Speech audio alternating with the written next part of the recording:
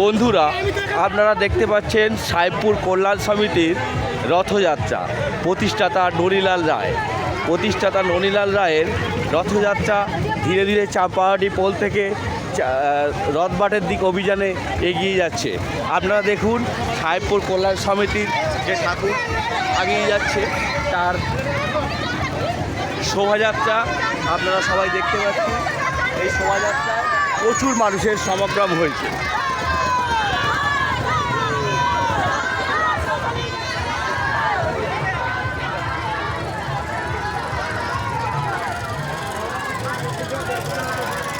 সাহেবপুর কল্যাণ সমিতির যে জগন্নাথ দেবের শোভাযাত্রা, এই শোভাযাত্রা এগিয়ে যাচ্ছে পোল থেকে কল্যাণ সমিতি মাঠের উদ্দেশ্যে।